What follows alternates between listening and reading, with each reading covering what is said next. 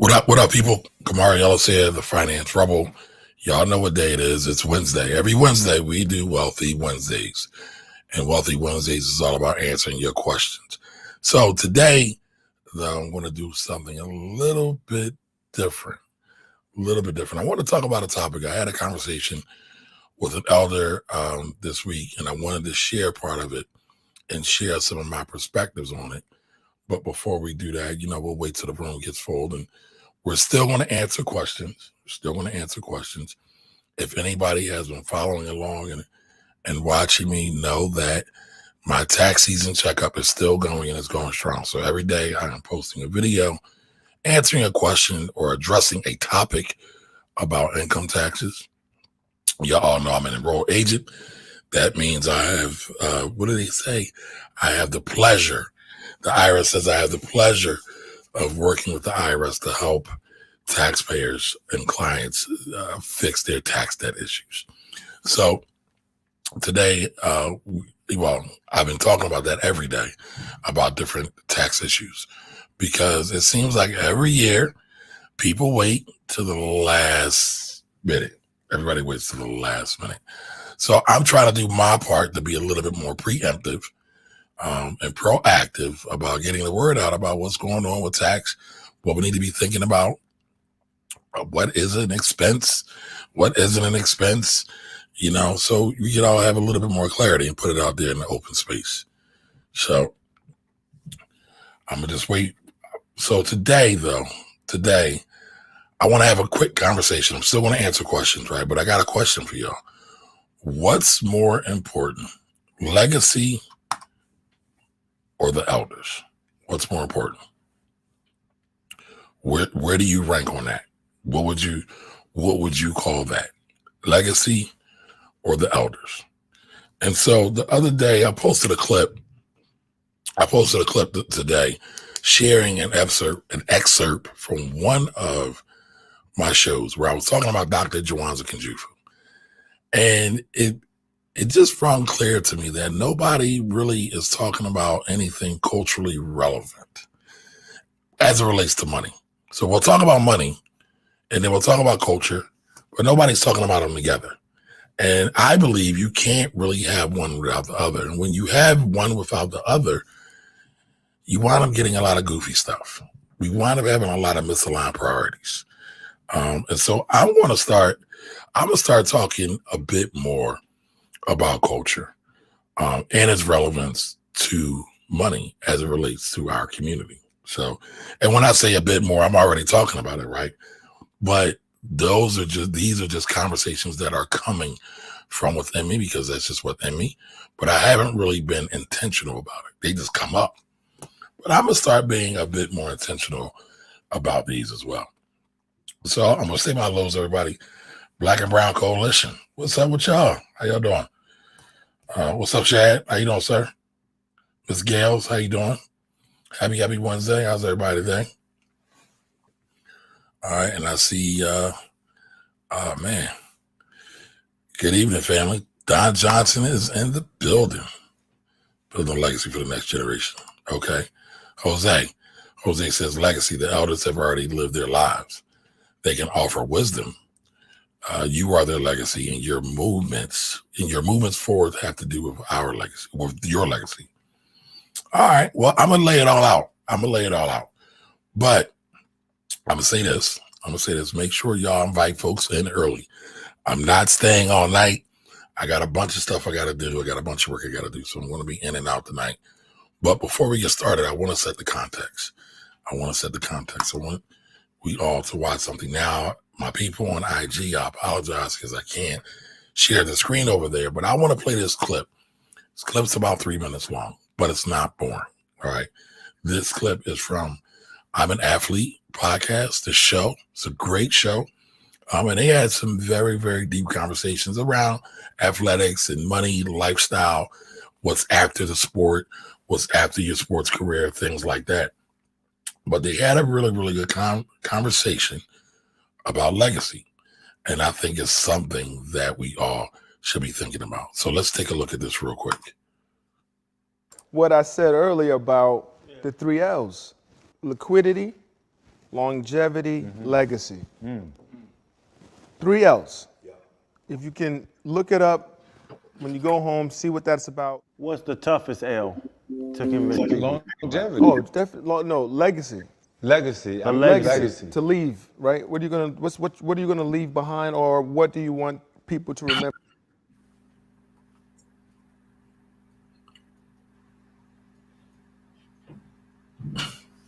Oh, Houston, we got a problem. And I don't know what the problem is. I tested all this out before we went live. Man, people don't want me to be great, y'all. I don't know what's going on.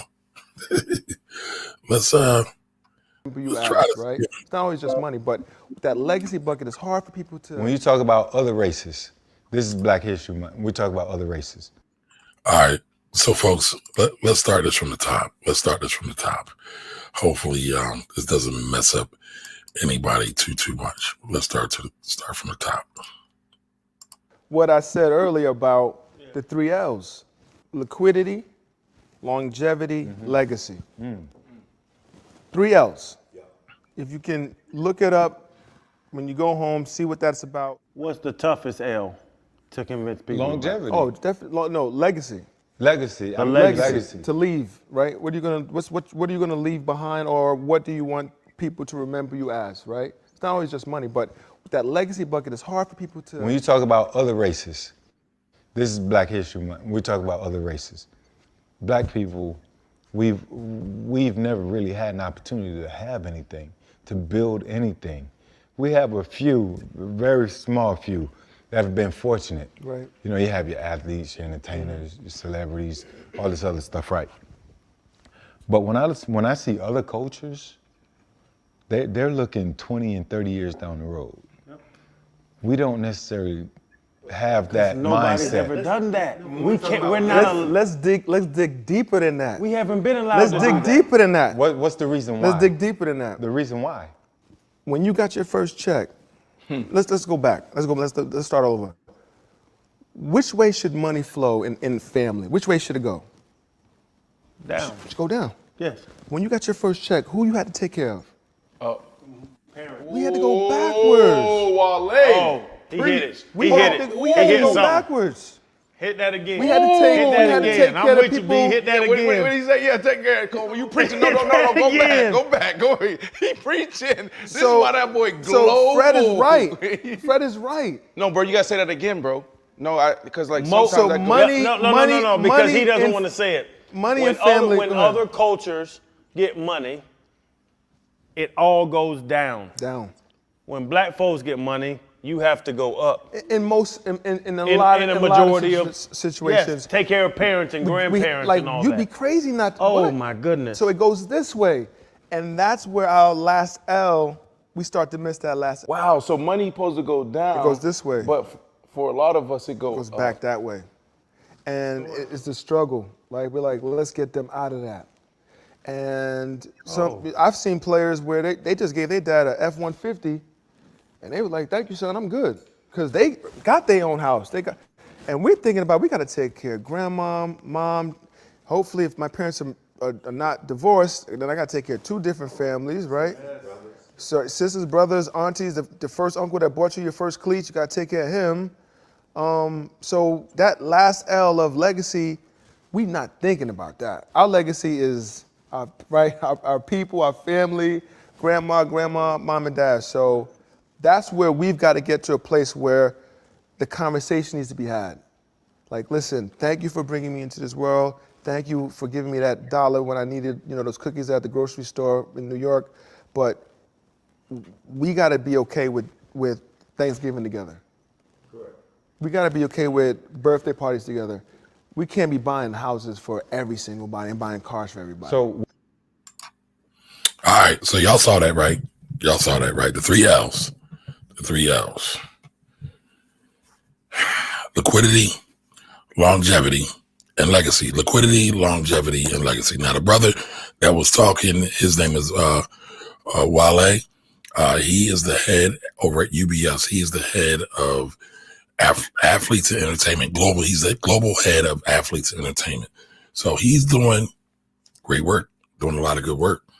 And so the reason why I wanted to talk about this clip is because I had a conversation with an elder earlier this week. And their conversation, though, was a little bit different, but stick with me for a minute. Their conversation was mainly about the legacy. However, they aren't still in a great position right now, right? They're still trying to get their footings and their foundation together right now.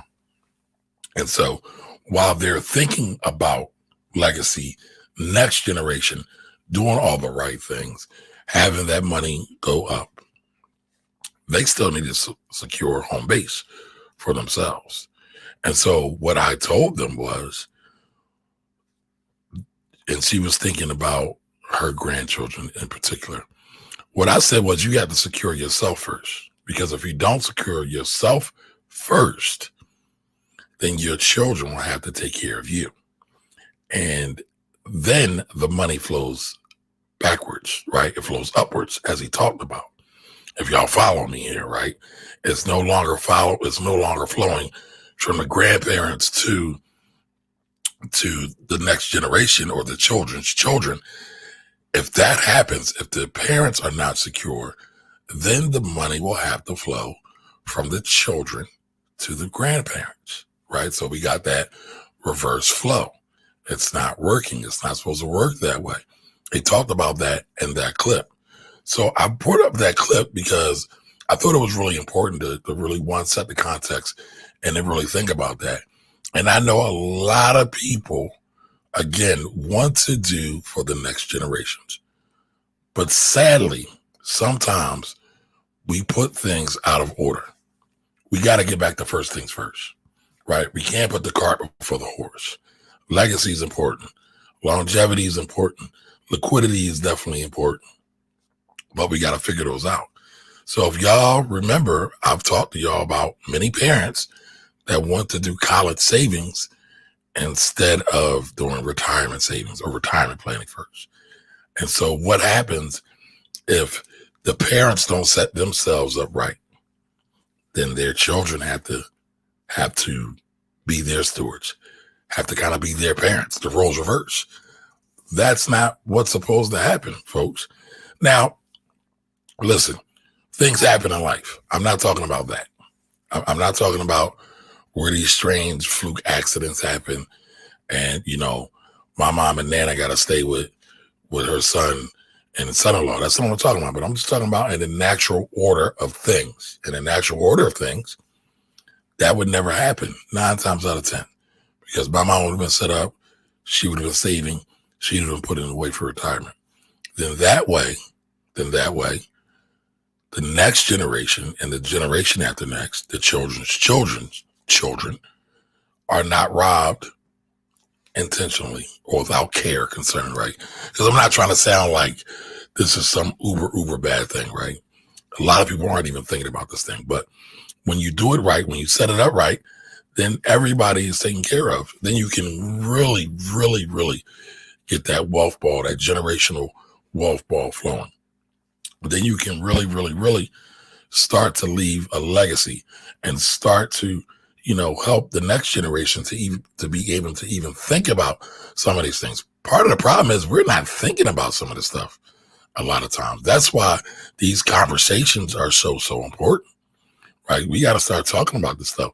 We got to put some of this stuff on the board. We got to put it down on paper and say, hey, if you plan on retiring at 65, how much money do you need?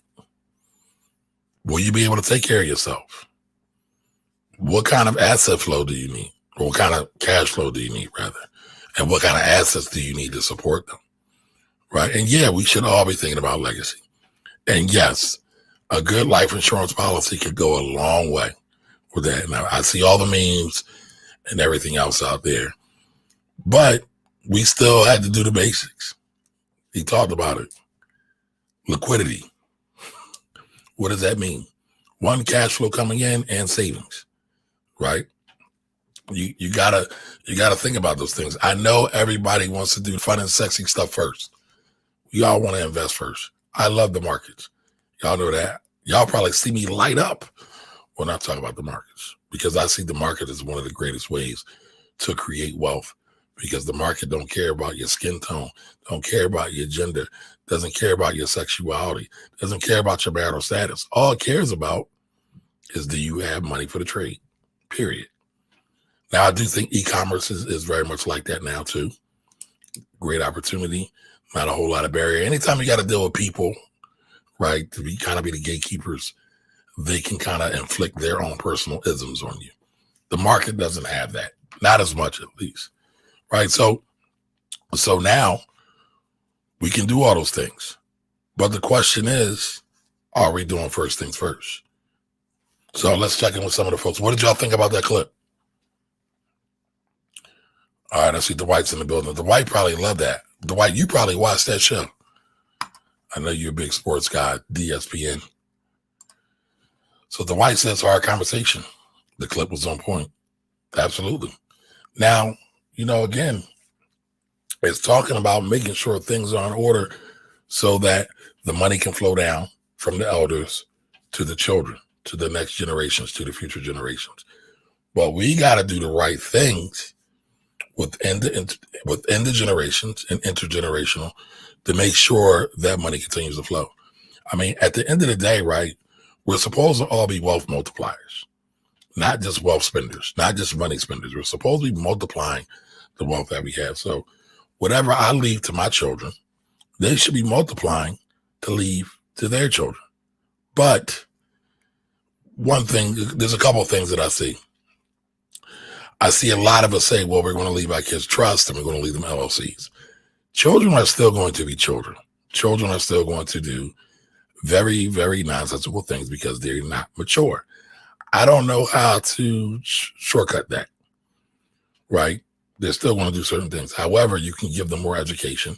Maybe they'll make better decisions. However, old man told me one time, never trust children. And I found that advice to be very helpful. Not because children are bad, but they're children. Now, our job is to raise these children into adults. Our job isn't to raise children to be children. Our job is to raise them and train them to be adults, right? That's the parent's ultimate job. And our job is never over. Our job does not end at 18. That's what I learned from my mentor. Our job doesn't end at 18. Our job as parents is everlasting. It's until the day you pass away and you transition on to the ether, somewhere else. Now, your parenting should change, right? Hopefully your parenting changes, because if it hasn't, that means your child isn't maturing and isn't doing the right things. But you're supposed to still look for good parenting, teachable moments throughout your whole experience. Should it be you pulling out the strap and whooping your 35-year-old son's butt? No, it should not. Actually, we probably need to throw away the strap and the belt altogether nowadays. We ain't got to do that. That was part of our ignorance and overall development years ago. But now it's time for new. So it's time to do some things different. But, again, I want us to start thinking about that. I want us to start thinking about, it's good to put money away for the next generations, but you got to take care of yourself first. You are no good to the next generations if you don't take care of you. So it's rough. It's rough. Jay Phillips, how are you? Welcome, welcome, welcome. I missed this great subject. Well, we just getting into it. We just getting into this. All right. So Romain just said, I thought it was true because I did the same thing. Make sure everyone has something in their pockets. I got wiser though. Thanks for playing that clip. Yeah, listen, it's real. And especially for the sisters, right? Because here's the thing about the sisters. The sisters is always looking out for everybody else. Brothers, not so much. No diss, no harm, no foul, just telling the truth, right? When somebody's elderly, when somebody need a plate, when somebody needs a ride, 9 times out of 10, it's the sisters. There's a reason for that. I'm not going to go into it. The Dwight says I'm preaching. Hopefully I'm not preaching too hard. But I'll say all that to say is that the sisters got to be very, very cautious to make sure that they're taking care of themselves first. Yes, you know what they say. The ladies raise their sons and love their, they raise their daughters and they love their sons, right? So it's a little unfair advantage there. Maybe it's biology. I don't know. But we know that at the end of the day, mama is going to look out for everybody. For everybody. The question is, who's going to be there to look out for mama? Now, if I get my bad, I still feel the dads probably get the worst rep, right? We don't even get the big piece of chicken, as Chris Rock said many, many years ago. Everybody forgets about dad when the time comes. But, when dad gets a little older, he's there. He's there usually, right? But again, the sisters don't have anybody to hold them, to help them to move forward into the next generations, right? A lot of times the sisters actually team up and they do stuff together. It's amazing what women do together. It's amazing what Black women do together. If you ever just sit back and watch. But, we got to think about that.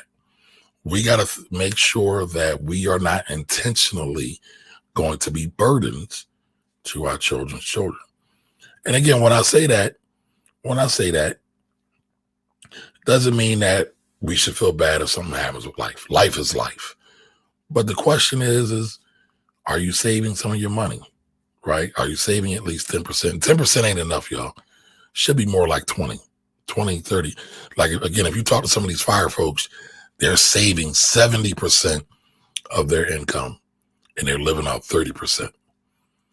That should tell you something. There's a lesson there. I know y'all saying, Kamari, I still like to eat out. I want some fried chicken. But again, there's a lesson there. There's a lesson there. We have to use this money while we can, right? Because we know our peak earning years are usually somewhere from the late 30s on up to our mid to late 50s. So we got about a 20-year potential run. So we got to make sure that we are set up to do right by our money. Don't just be out buying J's. I'm not saying you can't do anything to have fun. But at the end of the day, we got to take care of business, folks. We got to tighten up. And we really got to be serious about this money thing, because this money thing will help to give us more freedom. The money thing for us isn't about the American dream, right? I know that's what a lot of us want. I know that's what a lot of us have been programmed to believe, but we Black. The American dream has never been for us. Now, that's my opinion. Many of y'all might not hold that. However, history shows, documentation shows that there is a difference in treatment between Black folks, the descendants of Africans, and everyone else. So we have to act accordingly. We have to tighten up. We have to do better for ourselves and our children's children. And by doing better for our children's children is by doing better for ourselves. So again, we can't always make our children our priority. We have to do it in good time. But again, as I showed y'all on the clip, right, a lot of us have the money flowing up from the children to the grandparents, right, from the children to the aunties. We have to start thinking with a legacy mindset. Again, liquidity, longevity, and legacy. Liquidity, longevity, and legacy. Liquidity is money coming in, saving it. Longevity is, what are we going to do 15, 20, 25 years from now? That's longevity. And the legacy, again, y'all heard him say it, is when you're not here. It was a great analogy. 3 L's. I want y'all to look it up. So listen, I'm not going to be on here all night. I got work to do, y'all. It's tax season. So what questions do y'all have? What y'all been paying attention to? I just want to talk about that real quick. Taid Chappelle, how are you, sir? Welcome. So the white said I'm preaching. Reverend Ellis. All right, I'll take that. I know it's said in love. Hey, Angela, how you doing? Happy Wednesday to you as well. Now, you're not going to get in trouble today for not mentioning anybody else, because it's just me today. All right, Don says saving / investing 60% right now. Ooh, kudos to you, Don. Hey, Don, Since you shared that, how much of that savings and investings goes to savings and investings? Like out of that 60%, is it majority savings? Is it majority investing? Is it 50-50 split? How are you rocking that? Are you good? That's good, Taib. That's good. That's right. Liquidity, longevity, and legacy. Now, I put that clip up. I want y'all to go watch it. I want y'all to go watch that whole episode. Again, it's I Am Athlete. I Am Athlete. The White, you probably on this already, but it's a great YouTube series. It's a great podcast series. You can find it on YouTube and on your favorite podcasting platform. All right. So let's get into these questions, y'all. I don't want to talk at y'all all night. That ain't no fun. That is no fun at all. What questions do we have, if any at all? There's a lot of things going on. Johnson & Johnson is partnering up with Merck. Isn't that exciting or interesting? And the government is kind of orchestrating it all. Very, very interesting. Very, very interesting. So what questions y'all got?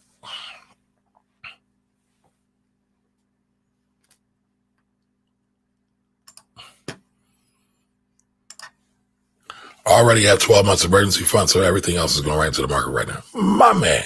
All right, now, Don, you know I'm loving you right now, right? I can't tell you how many people clown me when I said people should have 12 months of savings or emergency fund. I call it opportunity fund, right? Because now Don, I want to use Don. I'm picking on Don. Don's got 12 months. He's good. Another COVID could run through. All his money could shut off. He still's got money in the market, and he could still do things. He still would have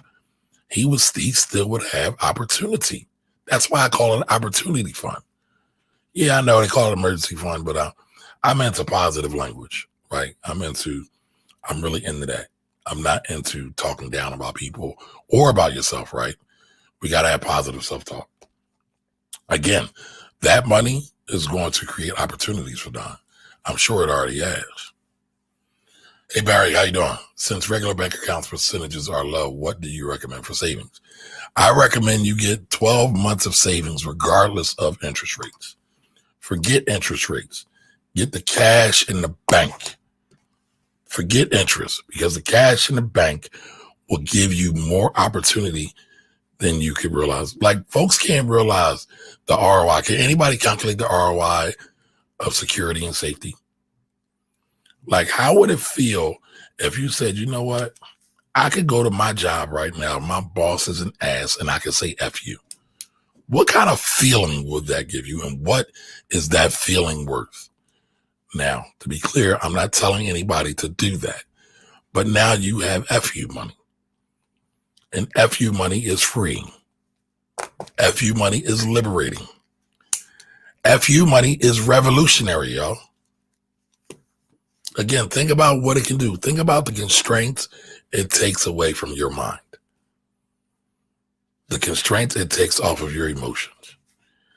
Oftentimes, we operate with so much baggage on us. Like if you think about Erykah Badu and talking about bag lady, we like bag lady and bagman. We have a lot on us. We never think about it though, because we're just taught to just do. We're like little mini drones. Keep going, keep going, keep going. But we never think about any of that other stuff. So that's what I would say, Barry. I would say get that. I don't know what you have now. I don't. All right, so my son put me down. They are serious. Yes. Question about your Buffett love. What about Dalio and his principles? His hedge fund managers, $150 billion a year. I love Ray Dalio. Ray Dalio, before that book came out, it was like a working paper, and I read it over 10 years ago. And so his thing is about honest truth. Now, Ray Dalio is able to operate in the space where they charge enormous fees. He has the biggest hedge fund in the world. Bridgewater Capital, I want to say this off the top of my head. There's a lot there. There's a lot there. His principles, though, just for day-to-day living and for business, like about just being truthful and honest, brutally honest. Just imagine if we had some real brutally honest conversations among some of these political structures and the lack thereof. I just saw an article somewhere that, where was it? It was in one of the groups, I think it was in the early birds. And they were talking about the low literacy rates and how many children are falling behind in school. Now, I've been talking about that school thing for a couple weeks now. But just think about that. Again, a lot of that is because we haven't taken onus on that. We are not being brutally honest with ourselves. But, you know, it is what it is. It is what it is. Who has questions, y'all? Who has comments? Barry, did I answer your question? I hope I helped you. I will say this, though, Barry, to give you an answer, because I hate when I ask somebody a question, they kind of go on a tangent, which I just did on you. So my apologies. I will say this: if you're looking for better interest rates, look at some of the credit unions. But a couple months ago, I talked about the risk pyramid, the risk reward pyramid, and I talked about how cash is at the foundation. And once you have cash, you're able to go to the next level, right? If you can think about a pyramid from the bottom to the top, right? And how you have your base at the bottom that supports the top. So your cash supports the top. Your cash has the least amount of risk, though, right? Your cash is there. The only way your cash is really going away is if World War III came. And, you know, that could be possible, but highly unlikely. Do me a favor, y'all. If y'all are just now watching, just now coming on, don't know who I am. My name is Kamari Ellis. I'm the Finance Rebel. This is the Finance Rebel Show. Every Wednesday, we have Wealthy Wednesdays, where I answer your questions about money, stock, insurance, real estate. I've been in the financial services for over 20 plus years, and I come here several times a week to lend my experience, knowledge, and education to see us progress and level up as a community financially. So throw your questions in, y'all. Throw them in. Now, told y'all I'm not staying on all night. I got some work to do. And I want to watch my show tonight. My show, if any of you know this, can any of you guess? Just started last week. Mid-Atlantic, how are you? Anybody guess my new show? Just started. It's in the 4th season. Can anybody guess? Lead character's name is... Okay. All right, Barry. That's good. Can anybody guess my new show? Comes on Wednesday nights. I don't know if I'm gonna make it, but I'm gonna try to make it. I got some work to do first. I got a couple things I got to get out. Can anybody guess?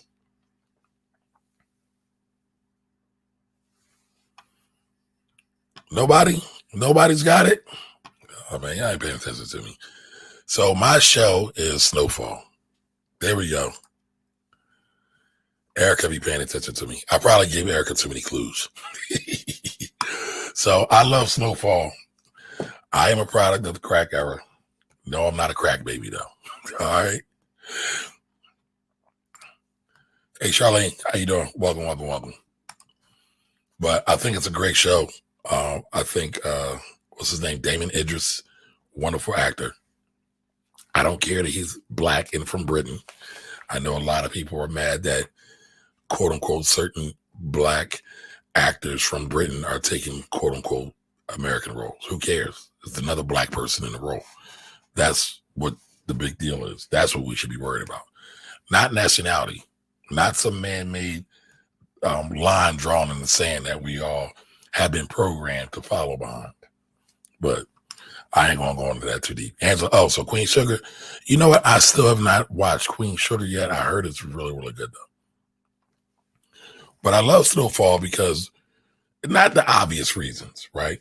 But when you look at Snowfall, you see the black community. You see how the black community has been ravaged by political policies. Nobody never wants to talk about that. And it's ironic that no one ever thinks about what has been the negative impact from the U.S. government's terrible political policies on the black community. You talk about a destroyer of black wealth, right? Yes, there's a tie-in, folks. It's black wealth. I'm not just talking about Franklin dealing drugs, making money, buying big gold chains. I'm looking at it deeper. I'm looking at the involvement of the government, and this has been well documented now. I'm not sure if the government has ever admitted fault. I think they have not. It probably will be a long time before they do. But again, if you really want to start looking at black wealth and some of the effects of black wealth, look at the intentional placement and distribution of drugs in our community. You can't ignore it. You can't ignore it. Okay, Romain, I've watched a little bit of Greenleaf. The pastor is hilarious. I still never figured out if the uncle is really grimy or not because I stopped watching it around there. I need to catch back up on it. But again, like all of these things come into play when we're talking about black wealth. So y'all know I'm a black wealth advocate. That's what I'm all about. It's in me. I live it. I breathe it. So even the shows I watch for entertainment typically, not always, typically have something to do with black folks somewhere, somehow around the globe. Typically.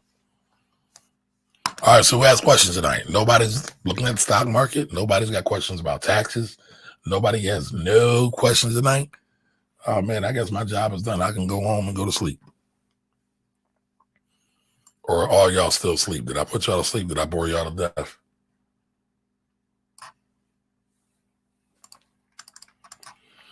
All right, well, I'm here for a few more minutes. Surprised nobody has questions though. Nobody. As an investor, how are you, lady? All right, so Jose says they killed the reporter who wrote about the connection between the CIA and the executive and legislative branches, purposely used the urban community to sell drugs. I didn't know that. But I mean, they've had all kind of Senate hearings, congressional hearings, the famous Oliver North hearing about I cannot confirm nor deny. I mean, that was all there. That was all there. Guys, and that was a great show you and why can't I think of his name? Trey. You and Trey snatched it the other day. Y'all were having real talk. It was good stuff. Everybody follow the Kaizen Investor on IG. And make sure y'all follow her on YouTube as well. All right, so nobody has questions tonight. So y'all just want to let me loose. Y'all just want to let me talk about what I want to talk about. Oh, we about to get in trouble. All right, Jose said this. They said dude shot himself in the head twice with a double barrel shotgun. Oh, Grimson. All right, so let's look at these markets real quick. There's a lot going on. Like I said, J&J is starting to roll out strong. They are partnering with Merck, ushered in by the U.S. government. So Biden put that together, ran that play. They're running it up. Uh-oh, I see a question. I moved too fast. So Romain says, at what point do you start reporting your Roth IRA or brokerage to the tax people? They know about it. You're not hiding anything from the IRS. Anything that's reportable is trackable. So everything with the brokerage accounts gets reported to the IRS anyway. Now, if you pull money out, like if you do a withdrawal, matter of fact, today's my tax season checkup videos that I've been putting out. Has anybody been watching those? Getting a real low response, but I'm seeing real low responses all across social. But I talked about that today. Somebody asked me that question. If you have money in a Roth, if you have money in traditional IRA, what happens if you pull it out? Well, typically what happens when you pull it out is you get hit with a 10% penalty. So let's say you pulled out $10,000. You made a bunch of money in the stock market. You decided to pull out 10 grand early, right? Usually you have to be older than 59 and a half to avoid that penalty.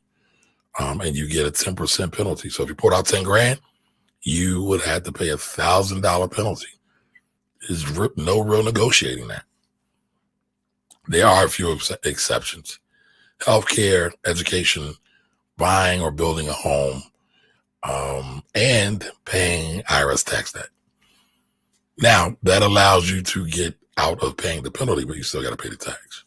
So just be careful of that. Now, your brokerage, if you just have a regular brokerage, Romaine, and it's like a personal account, that's, again, getting reported all the time.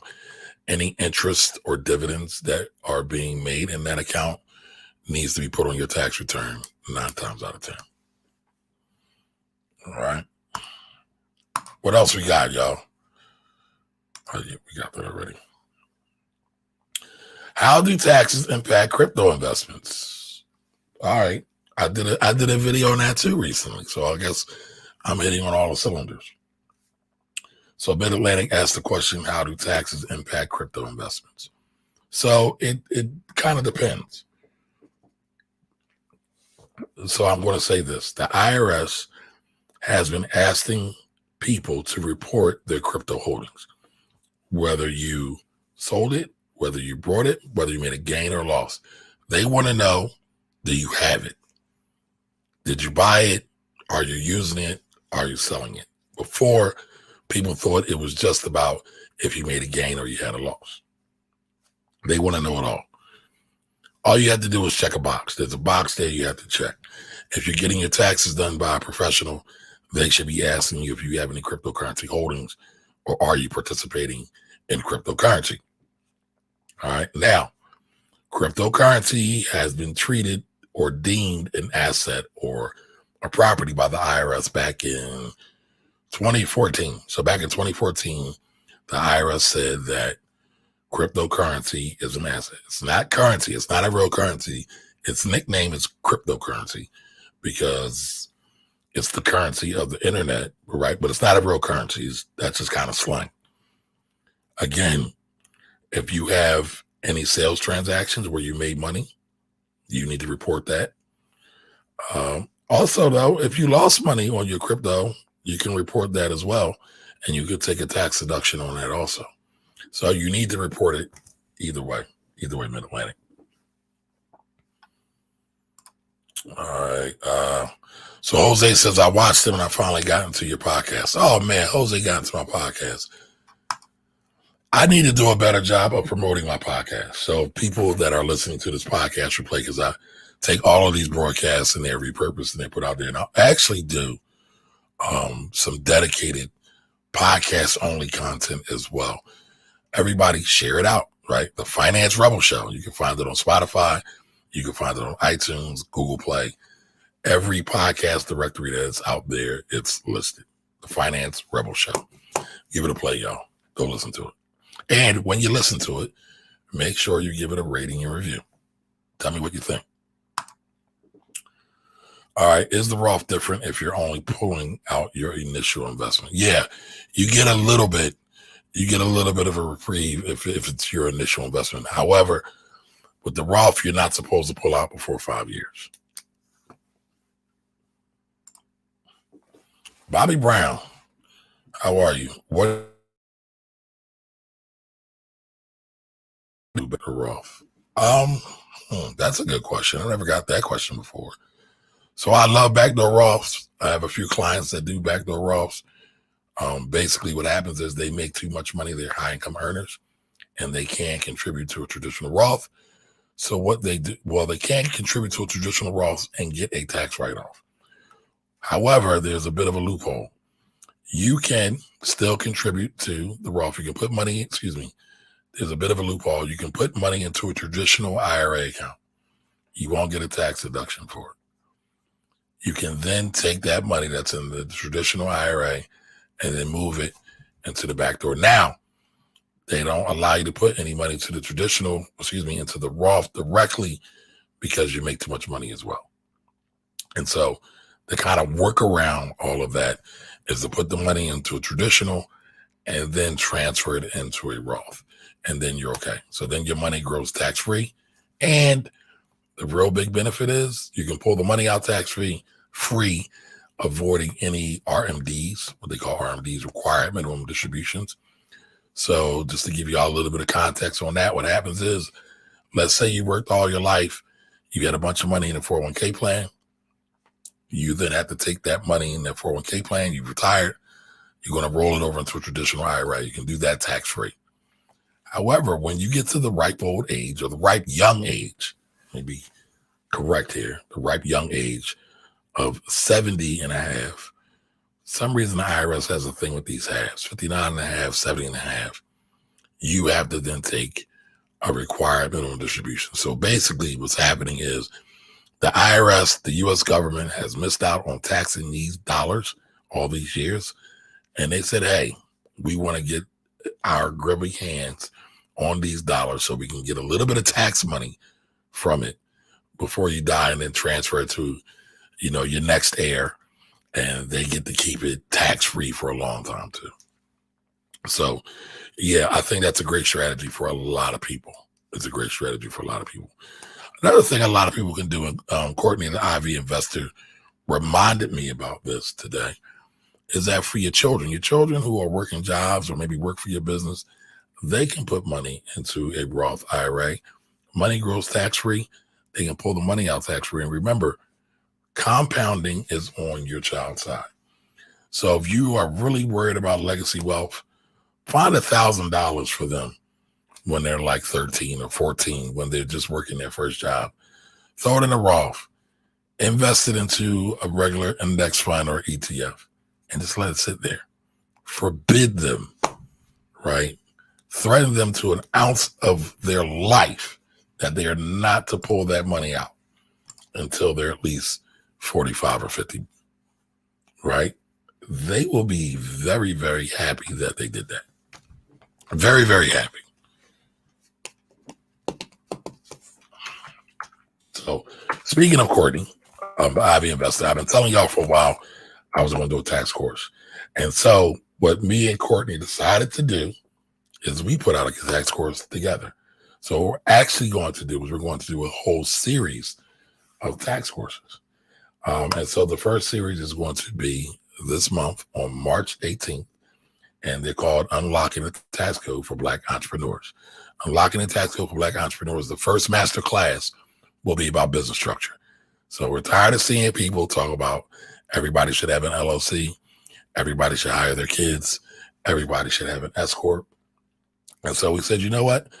We're going to put together a master class based on the law and not some janky professional just saying, hey, I just want to sell this thing and make some money. We wanted to put out an ethical thing, a legal thing, something folks can follow along with. And we said, let's do it.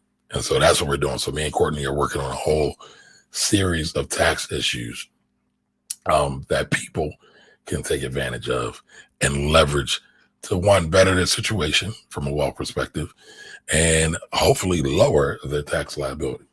So if anybody's interested in that class, let me know. I will put the link in the chat, and I hope you all guys will help me share this out with everyone so we can help as many people as possible. As many people as possible. So any more questions? Any more questions, folks? Oh, man, I see I got a couple more. Okay. Sheila Elon, I hope I'm saying your name right. How you doing? Welcome, welcome, welcome.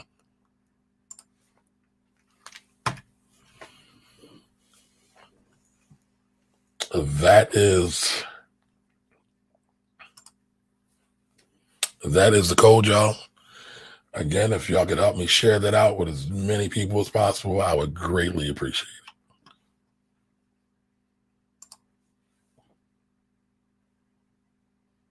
All right, so let me see. We got a couple more questions. By the way, I forgot to tell y'all this.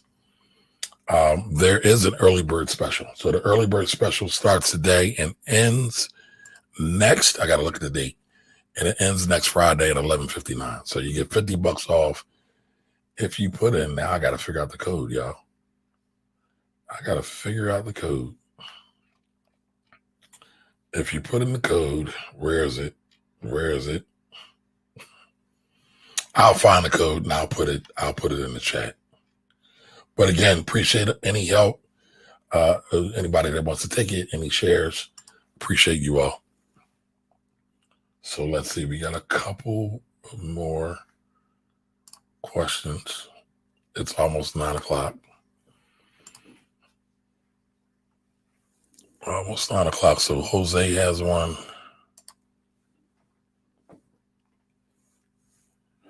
Simple Lou 646 or Lou 646. How you doing?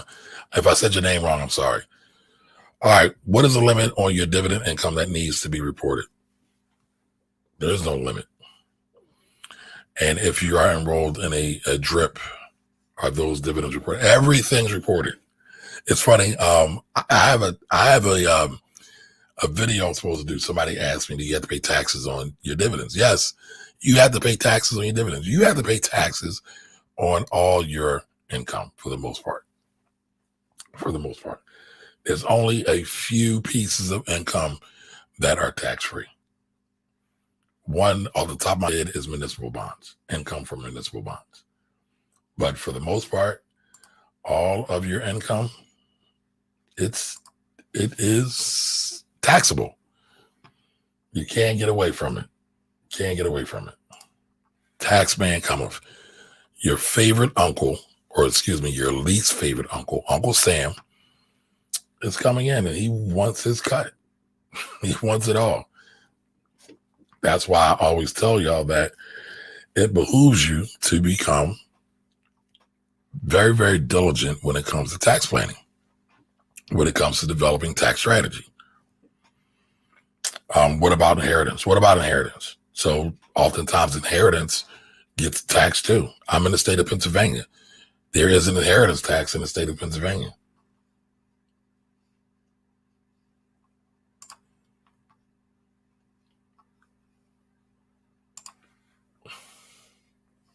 All right, what other questions do we have here? We got about 5 more minutes. 5 more minutes.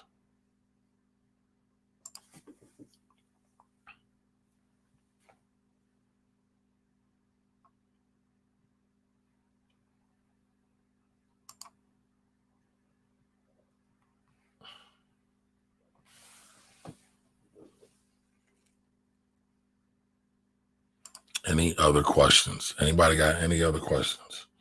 Now that we're talking about it though, and Simple, how do you say your name? Simple Lou? I don't want to mess it up. I'll say this right. You do have to file a final return. You do have to file a final return.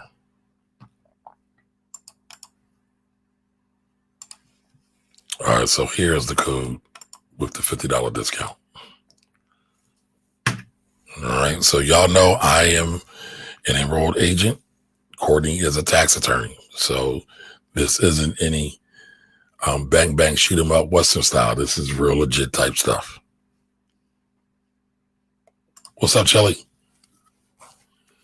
Yeah, so you're supposed to file your final tax return when you pass. Everybody's supposed to do that if you have a filing requirement, which basically means is did you make enough money to actually file a final tax return? I suggest everybody doing it. A lot of people don't know that. A lot of people don't know that they need to follow a final tax return. No, I mean, again, I don't want to mess your name up. I'll call you 646. I just talked about this, right? We just talked about legacy earlier. We were talking about the 3 stages and how to think about money from liquidity, longevity, and leverage. Liquidity, longevity, and legacy. Liquidity, longevity, and legacy. Right? So we should be thinking about our elderly parents. I think about my elderly parents. Plus, I work with a lot of estate attorneys who had me prepare their final return. So it's like, it's always something that's in my mind. It's always something that's in my mind. So, a lot of people don't think about that. By the way, if we're talking about legacy, talk to your parents about a will. Where do they want their things to go? Talk to your parents about life insurance. Who's the beneficiaries? When's the last time they checked it up? Now, some of y'all parents, some of y'all family is going to be real upset when they pass and they find out their ex-wives and their ex-spouses are still the beneficiaries on many of their life insurance contracts. And they got a bag off of your death. And so you're going to be rolling around in your grave because you didn't take the time to face your mortality and say, you know what? I got to make sure all my affairs are in order.